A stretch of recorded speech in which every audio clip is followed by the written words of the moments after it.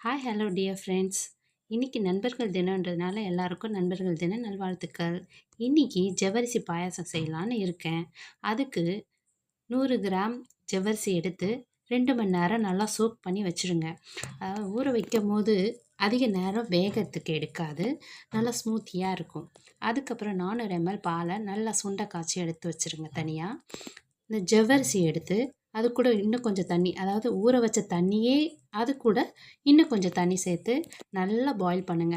அது எப்படி பாயில் ஆகணும்னா, அந்த நம்ம கடிக்கிற மாதிரி இல்லாம, நமக்கு ஸ்மூத்தியா நம்ம தொண்டைக்குழியில அழகா ஜவ்வுன்னு இறங்குற மாதிரி நல்லா பாயில் பண்ணி வச்சுருங்க. அதுக்கப்புறம் 100 கிராம் சர்க்கரை. நல்லா எங்க வீட்டு குட்டீஸுங்களுக்கெல்லாம் சர்க்கரை ரொம்ப பிடிக்கும். அதனால 100 கிராம் சர்க்கரை நான் போடுறேன். உங்களுக்கு தேவைக்கு ஏத்த மாதிரி நீங்க போட்டுக்கங்க. நல்லா போட்டு மிக்ஸ் பண்ணிட்டு, அதுக்கப்புறம் சுண்ட காய்ச்சி வச்ச பாலை எடுத்து இதில் ஊற்றிடுங்க. நல்லா மிக்ஸ் பண்ணி விட்டுருங்க.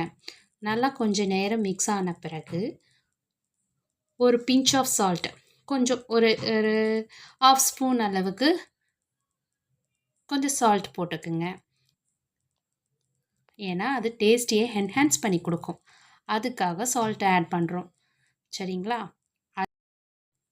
அதுக்கப்புறம் ஒரு தவா வச்சு அதில் நல்லா நெய்யை ஊற்றி கொஞ்சமாக நல்லா காய்ஞ்ச பிறகு எவ்வளோ தேவையோ அவ்வளோ முந்திரி பருப்பு, கிறிஸ்மஸ் பழம், உலர்ந்த திராட்சை போட்டு நல்லா கோல்டன் ப்ரௌன் வர வரைக்கும் நல்லா வறுத்து எடுத்துக்குங்க.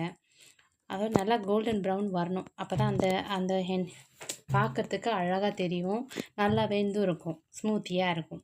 ஸோ அந்த மாதிரி எடுத்துகிட்டு, அதுக்கப்புறம் இந்த அளவுக்கு நல்லா கோல்டன் கலர் வந்த பிறகு நாம் ஏற்கனவே ரெடி பண்ணி வச்சுருக்கோம்ல, அந்த மிக்சரில் இதை எடுத்து கொட்டி நல்லா கலரி விட்டிங்கன்னா செமையான ஜவ்வரிசி பாயாசம் ரெடி.